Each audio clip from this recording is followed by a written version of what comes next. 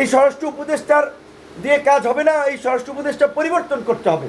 এবং একই সাথে এই দুর্বল অনভিজ্ঞ এই উপদেষ্টা পরিষদ দিয়ে এই রাষ্ট্র সংস্কার এবং নতুন বাংলাদেশ বিনির্মাণের কাঙ্ক্ষিত লক্ষ্যে পৌঁছানো যাবে না। উদরপিণ্ডি বুদর ঘাড়ে তারা চাপিয়ে কিছু কিছু উপদেষ্টা আমাদেরকে একটা ভূগোল বোঝাচ্ছে।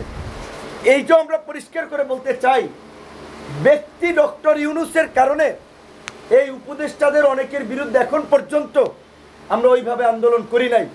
নাহলে এই উপদেষ্টারা এতদিন যেই সমস্ত পাগলামি করেছেন, যেই সমস্ত ভাবসাব দেখাচ্ছেন, এই উপদেষ্টারা সচিবালয়ে ঢুকতে পারতো না যদি আমরা রাস্তায় নামতাম। গত 9 মাসে আমরা দেখেছি এই সরকারের উপদেষ্টা পরিষদে যারা আছেন তাদের কারো কারো মধ্যে আপোষকামী মনোভাব।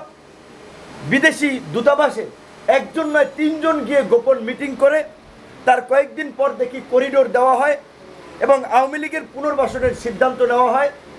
দামি রাষ্ট্রপতি এবং এই ফ্যাসিবাদের অন্যতম পৃষ্ঠপোষক রাষ্ট্রের সর্বোচ্চ জায়গা থেকে জনাব আব্দুল হামিদ পালিয়ে যান এবং রাষ্ট্রপতির এবং এই আমাদের স্বরাষ্ট্র উপদেষ্টার নাটকটা দেখেছেন, কিশোরগঞ্জের এসপিকে প্রত্যাহার করেছে। আচ্ছা, রাষ্ট্রপতি থাকে ঢাকায়, উনি ঢাকা থেকে পালিয়ে গেলেন, সেটার জন্য দায়ী হতে পারে ইমিগ্রেশনের কর্মকর্তারা, সেটার জন্য দায়ী হতে পারে এসবির কর্মকর্তারা, সেটার জন্য দায়ী হতে পারে পুলিশের ঊর্ধ্বতন কর্মকর্তারা। কিশোরগঞ্জের আইজি এই এসপি কী করবে? তো এইভাবে উদরপিণ্ডি বুদর ঘাড়ে তারা চাপিয়ে কিছু কিছু উপদেষ্টা আমাদেরকে একটা ভূগোল বোঝাচ্ছে। এইটাও আমরা পরিষ্কার করে বলতে চাই, ব্যক্তি ডক্টর ইউনূসের কারণে এই উপদেষ্টাদের অনেকের বিরুদ্ধে এখন পর্যন্ত আমরা ওইভাবে আন্দোলন করি নাই। নাহলে এই উপদেষ্টারা এতদিন যেই সমস্ত পাগলামি করেছেন, যেই সমস্ত ভাবসাব দেখাচ্ছেন, এই উপদেষ্টারা সচিবালয়ে ঢুকতে পারতো না যদি আমরা রাস্তায় নামতাম। কাজে আমরা শুধুমাত্র ডক্টর ইউনূসের মতো একজন ব্যক্তি জাতির এই সংকটে তিনি ক্ষমতা নিতে চান নাই, আমরা তাকে রাজি করিয়েছি, আমরা চাই তাকে সহযোগিতা করে বাংলাদেশকে এই সংকট থেকে উত্তরণে।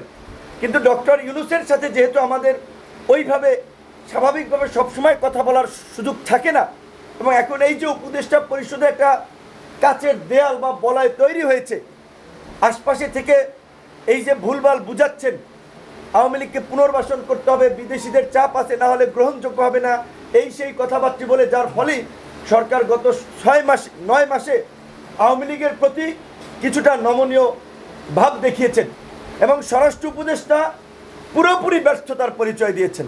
তার কাজকর্মের দুর্বলতার কারণেই আজকে আওয়ামী লীগ এখনও ঘুরে বেড়ায়, এখনও আমাদেরকে হুমকি দামকি দিয়ে বেড়ায় কিংবা হাসনাতদের উপরে হামলা হয়। তাই আমরা মনে করি এই স্বরাষ্ট্র উপদেষ্টার দিয়ে কাজ হবে না, এই স্বরাষ্ট্র উপদেষ্টা পরিবর্তন করতে হবে। এবং একই সাথে এই দুর্বল অনভিজ্ঞ এই উপদেষ্টা পরিষদ দিয়ে এই রাষ্ট্র সংস্কার এবং নতুন বাংলাদেশ বিনির্মাণের কাঙ্ক্ষিত লক্ষ্যে পৌঁছানো যাবে না। আমরা বারবার বলছিলাম এটি একটি জাতীয় সংকট, এই জাতীয় সংকট থেকে দেশকে উত্তরণের জন্য জাতীয় সরকার দরকার। সরকার আমাদের দুটো দাবির মধ্যে একটি দাবি আওয়ামী লীগকে নিষিদ্ধ করেছে, যদিও এটি চূড়ান্ত নিষিদ্ধ নয়, তাদের এই বিচার নিষ্পত্তি না হওয়া পর্যন্ত তাদের কার্যক্রমে নিষেধাজ্ঞা দিয়েছে। আমরা নির্বাহী আদেশে একেবারে চূড়ান্ত নিষ্পত্তি চাই না, আমরা বিচারিক প্রক্রিয়ায় তাদের একটা নিষ্পত্তি চাই। কারণ তারা গত 16 বছরে যেই গুম খুন মানবতা বিরোধী অপরাধ এবং গণতন্ত্রকে ধ্বংস করে একদলীয় শাসন ব্যবস্থা কায়েম করেছিল, তাতে বিচারিক প্রক্রিয়ায় আওয়ামী লীগ নিষিদ্ধ হয়। কিন্তু সেই বিচারিক প্রক্রিয়াকে এগিয়ে নেওয়ার জন্য এই একটা ট্রাইব্যুনাল দিয়ে এটা সম্ভব নয়।